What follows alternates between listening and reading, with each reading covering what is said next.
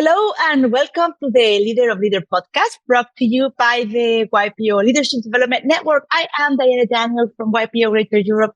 And in today's episode, we're thrilled to explore a vital and very inspiring topic, which is integrating social impact with business strategy. You know, integrating social impact with business is essential for creating a sustainable and inclusive growth. And what we will attempt to do today is to focus in three key areas, which are the digital transformation for accessibility, innovation in social enterprise, and then we're going to talk about how to foster a culture of inclusion in your company. And for this, we have a remarkable guest with us, Daphne Mavroudi-Chocholi. She Royal National Institute of Blind People, RNIB. Daphne, who is actor, has over 2 decades of experience in senior leader positions and is passionate about all these topics and a global leader who champions innovation, inclusivity everywhere she goes. So welcome, Daphne. Thank you for being with us. Thank you for having me, and thank you for pronouncing my name spot on. It's not an easy one. I've been practicing. Daphne, so from managing vet beds to driving organizational changes at Barclays, your diverse experience is super inspiring. And given that extensive background that you have, what would be some key takeaways that you can share from your journey that could benefit these aspiring leaders getting into inclusion? So inclusion is, I came into this in an odd way, in that I received a job spec and I thought, oh my God, this is just fascinating. I have never looked at the world through this lens. I have looked at it through the lens of gender. I have looked at it a little bit through the lens of race, but never through the lens of disability, right?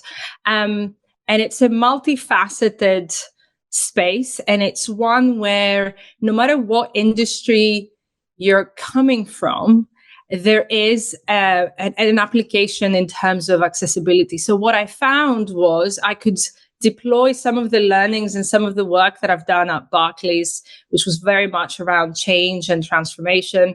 Some of the work that I've done in Vets Pets, which was running a D2C pet care brand, work that I've done in terms of analytics and digital transformation in that space. So accessibility is something that I think for our audience, no matter what industry you're sitting in or what your job is, it applies to you both as a leader, but also as an individual.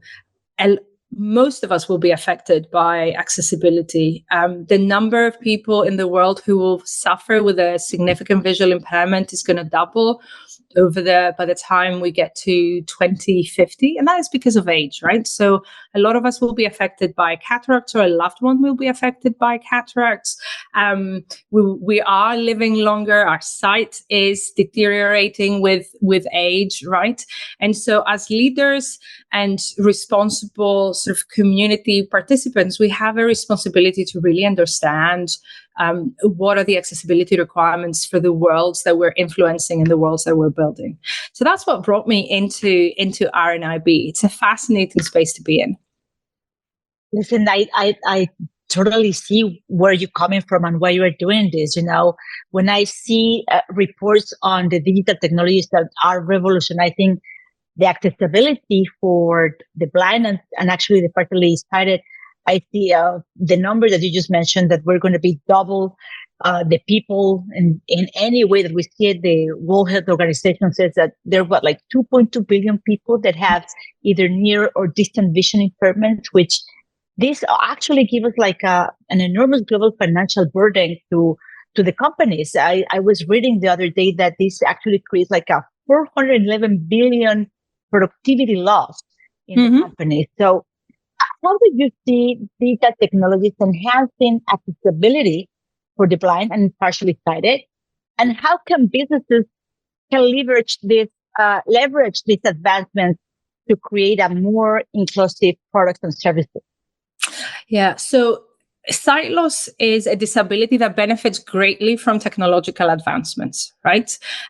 For years, there's been assistive technology such as JAWS or sit screen readers that blind and partially sighted people have used in order to navigate the digital world, right? And in the last 12, 18 months, we've seen organizations, again, across industries, embrace new developments that allow blind and partially sighted people to live a life without limits and kind of fully integrate in society. If I could take a moment just to do a couple of myth-busting things, because when I came into RNIB, being a kid of the 80s, I had this Victorian perception of what a blind person can do or cannot do. I thought all blind people had a cane, and I thought all blind people don't see anything. Now, about 7% of people who are registered blind can actually see nothing, right? And only a small portion of people who are registered blind, there's about 40 million people registered blind currently across the world. Very few of them choose to use a white cane, right? So there's a lot of people who live with a visual impairment or are blind, but if you walk down the street, you probably wouldn't know. And I often joke with my husband. The other day, we're having a romantic dinner at a restaurant, and he brought out his mobile phone, used a magnifying glass, sort of capability, used the torch. And I looked at him and was like, dude, I love you, but currently you're a beneficiary of RNIB because you're using assistive technology in order to look at the menu and choose what you're going to eat, right? So when we think of accessibility, it really goes back to what I was saying earlier, impacts kind of all of us. Now, we don't have enough time for me to list all of the ways in which organizations can use technology to be more accessible. But if I could give you a little bit of a taster, right? So companies like Unilever, P&G, big consumer packaged goods are venturing into accessible packaging. And we're taking everybody, if you look around you will have a product that has a barcode at the bottom, which we use to we use to check out, etc. Those codes are changing. There's a couple of different technologies out there, but they're changing, and there are technologies such as Navilens and Zapper were built to enhance accessibility so that you can understand what the allergens are, what the name of the product is, whether it's halal or not, all of that information. But that technology, whilst it was built with accessibility in mind, it really allows organizations to connect their packaging to their digital landscape, right? It enhances accessibility, which is a great benefit for blind and partially sighted people. However, from a business perspective, it allows you to connect a pack to a website, to use cookies to enhance your marketing capabilities and really integrate all of your assets in one fell swoop. Navilens, for those of you that actually you're based in Barcelona, but I know that in Madrid, Navilens is used as a navigation tool, as it is in New York. There's a couple of trials that RNIB we're trialing in Gatwick Airport and Heathrow Airport. So it's a way in which you could use your phone, scan a code, and really find and navigate a city and an airport or anything like that without having to rely on a sighted person. And last but not least, there's a whole host of different wearables that have been developed in the last 12 months that allow blind and partially sighted people to live and experience the world independently. At RNIB, we worked very closely with Google and the new launch of the Pixel accessibility features. There's a fantastic ad that was launched in the Super Bowl about the camera accessibility features. It's a tearjerker. I'm warning you now, but it's incredible. And we've also worked on developing glasses that use bone conducting sort of technology so that you could so that AI can help you navigate the world and describe what the glasses are seeing without you having to take £1,000 worth of equipment in your iPhone or your Pixel and start scanning the world around you, making yourself into a target. So there's a lot of different ways in which technology can really be utilized to bring in blind and partially sighted people.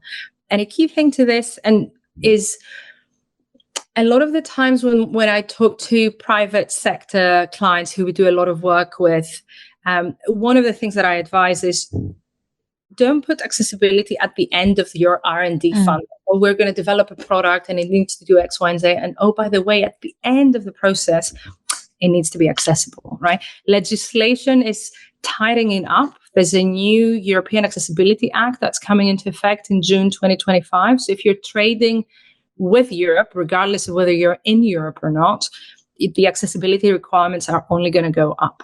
And so when you put it at the end of your funnel, you're just creating a blocker, because then you have to naturally undo quite a lot of work that you've put in designing anything from a shower head to a phone, to a water bottle that I've got here on my side, to the label for a shampoo, right?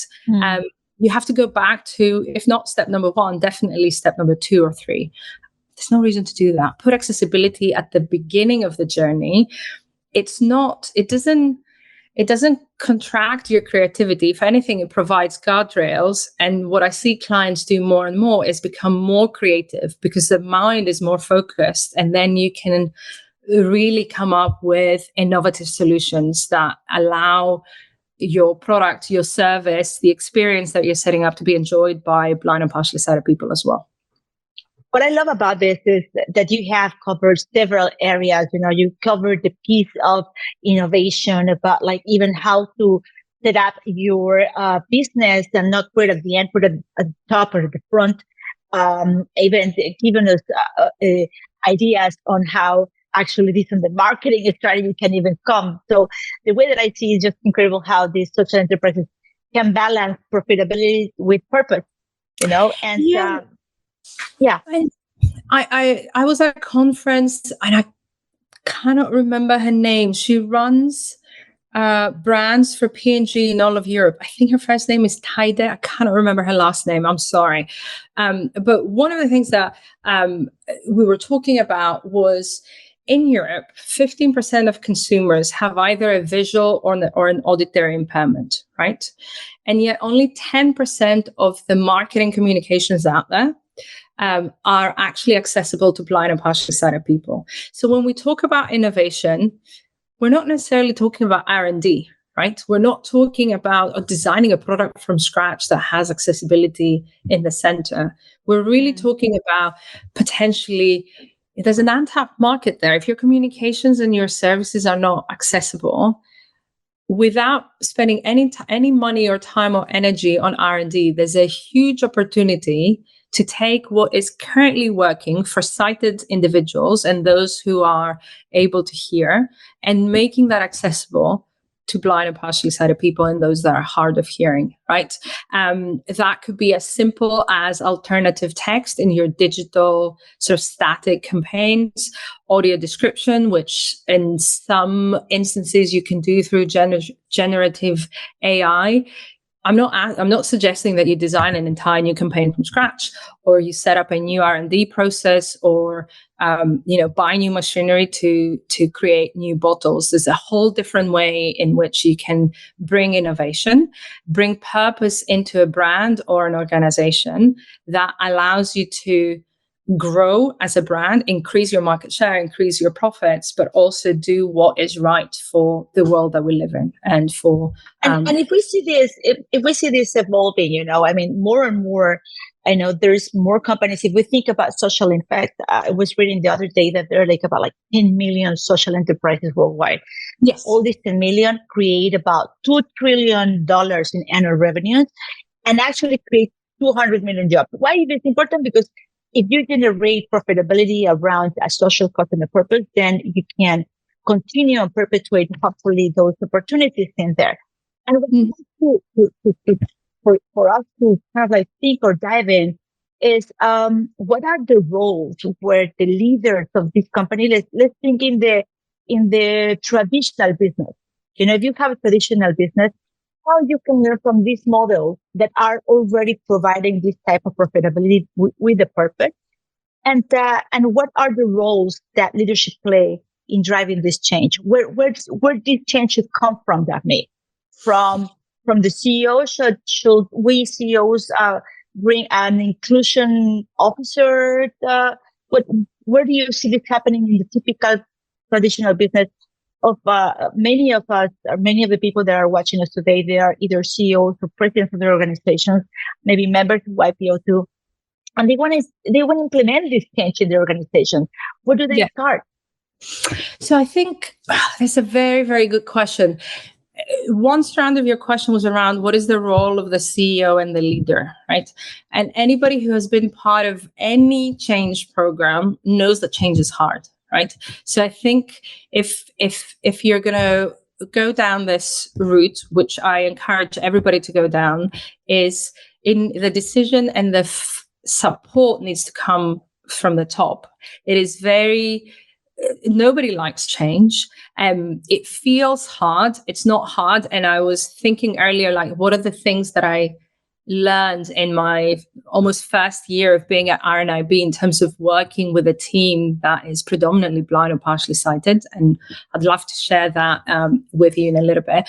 But that commitment needs to come from the top. And so that would be the first recommendation. And then the second one would be identify ways in which you can keep yourself and the organization honest to moving down this path. It is, nobody gets it 100%. Sometimes I don't get it 100%, right? I make mistakes all the time. And when it comes we all do.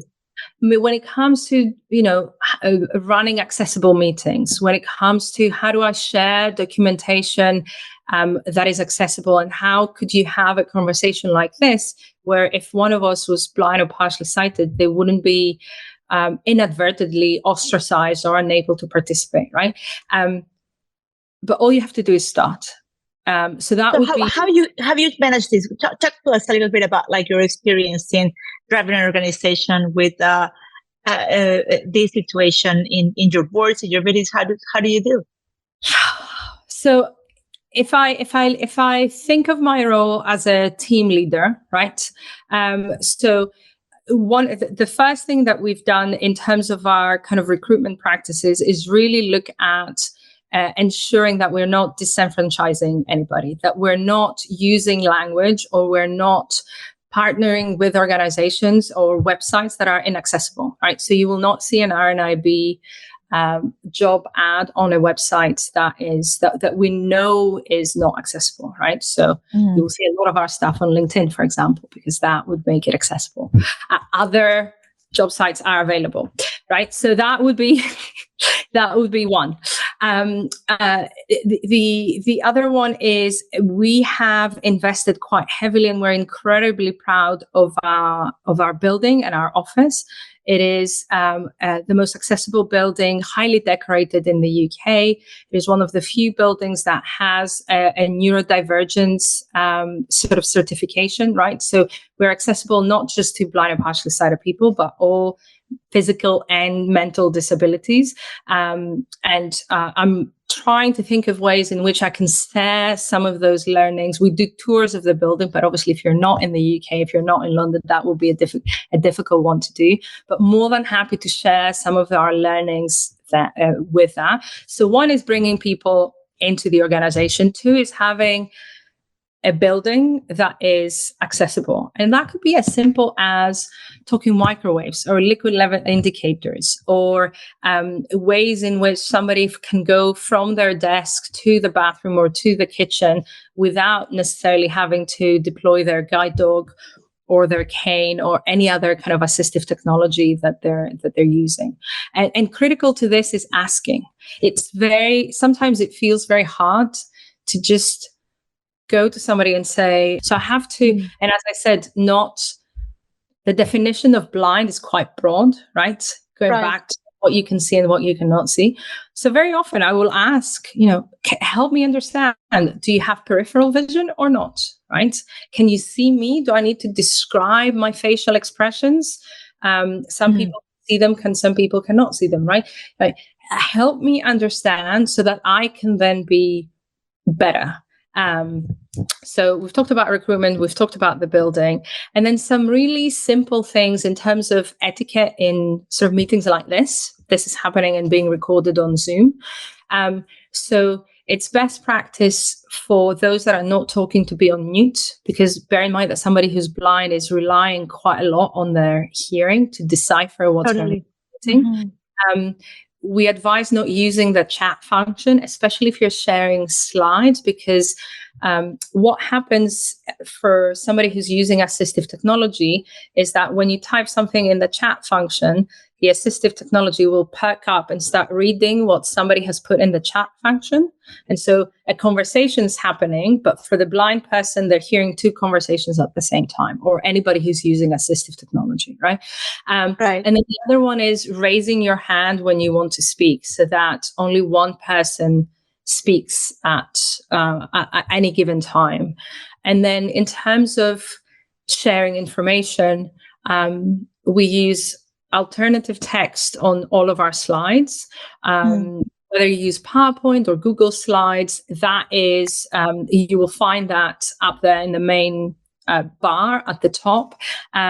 Both Google Slides, and if you've got Copilot, they will recommend what the alternative text to the picture that you're posting or whatever it is that you're putting on your slide. So you don't necessarily always have to type it. Sadly, it doesn't work for graphs, but we're going to get there, right?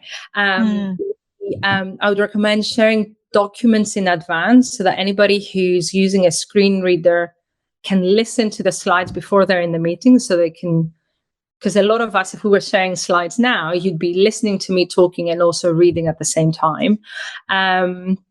If we were presenting slides, I would recommend not reading the slides, but talking to the slides. And then after a meeting, sharing the recording, the transcript, and the slides, which, if you think about it, it's good practice for all of us. We all go to meetings that come to an end, and 2 days later you think, what exactly happened?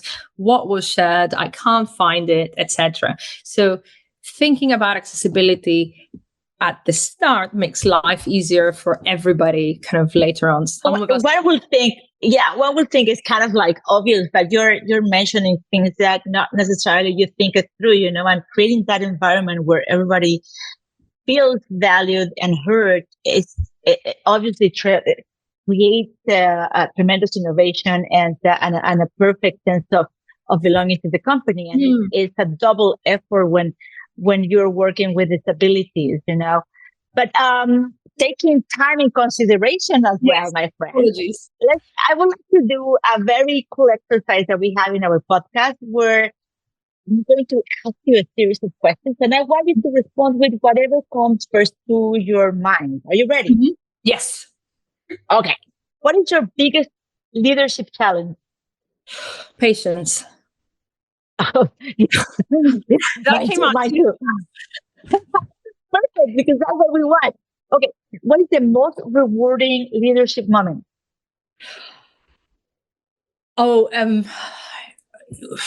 We get a lot of incredible feedback from blind and partially sighted people who, for the first time, can receive their bank statement in an accessible format, can get their medical information in large print or braille. That brings me so much joy daily. I see. Okay, what do you believe is the key to innovation? I was about to say patience again. I think it's willingness to fail. I believe so too, yeah. What about the essential quality on a crisis? Rational thinking. And by that, I mean deciphering what are the decisions that you need to make now, next, and later. And one word for inclusion. Joy. What will you think it will be the digital transformation role in leadership? Essential. I think it will underpin everything that we do and how we show up in every moment of a leadership journey. And your source of inspiration is? My husband. Ah, nice. Okay, one word thing. Leadership in one word. Fun. Future of work. Bringing your whole self to work. And your last question will be, which and what is your guiding principle? Fairness. Love that. Love that. Daphne, thank you so much for joining us today and sharing all this. It has been super invaluable insights on how do we integrate the social impact with the business strategy. I believe you've actually have enlightened us in this conversation. Thank you for being with us. Thank you for having me. And anybody who's watching and wants to learn more or has questions or concerns or doesn't know where to start, please just ping me either on LinkedIn or on the YPO forum. I would love to help. Thank you, Daphne. And to our listeners, remember that creating a positive social impact while we are achieving business success is not only possible, but it's essential. Stay tuned for our next episode where we will continue to explore leadership and innovation. And until next time, I'm Diana Daniels, and this is the Leadership Development Network podcast, the Leaders of Leaders, bringing to you by YPO. See you soon. Thank you for reaching.